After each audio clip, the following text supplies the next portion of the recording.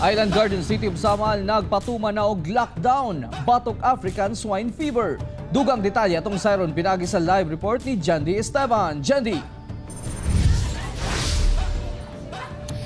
Yes, Real, human miabot sa Davao City ang African swine fever. Gibawal na sa Samal Island ang pagpasulod, ingon man pagpagawas sa mga buhing baboy apil ang karne niini ug ubang pork products. Masugot ang pagbantay sa pantalan ug mga entrada sa Samal Island karon.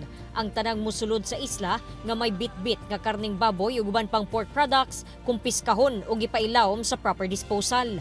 Kining lechon paksiw ug mga putahing baboy nga dala unta sa mga ligo ug dagat wala gipalusot. Ipanglabay na mo. Actually man na natin medisina. Amo natin gibutang ng medisina. Para dili mabaho. Di na po makaon sa mga tao. Gina-disinfect sa City Vet ang mga ligid sa kada sakyanan nga musulod dinhi sa Samal Island aron masiguro nila nga dili makasulod ang ASF sa isla. Idubong gyud siya.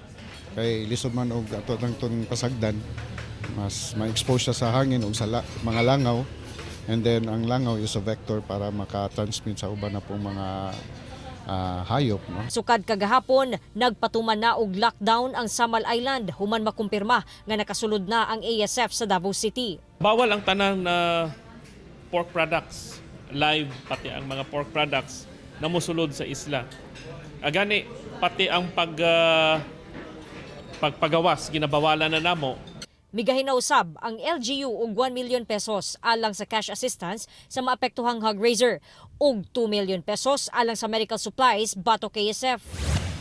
Sa Zamboanga City, mukabat sa 18 ka kilong processed pork meat ang gikumpiska sa Zamboanga International Airport.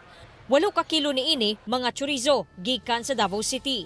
Kini human nagpagawas og executive order ang Zamboanga LGU nga iban ang tanang pork meat o processed meat pasulod sa syudad aron maprotektahan ang ilang hog industry batok ASF.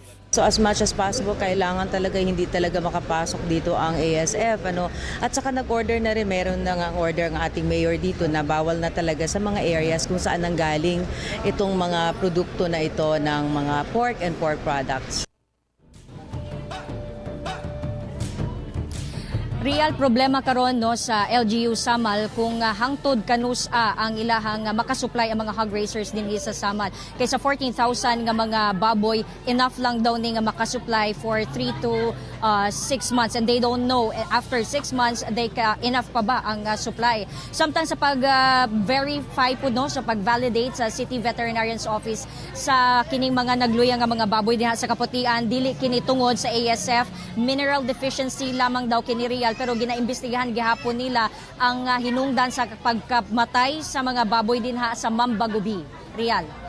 Okay, daghang salamat Jandy Esteban.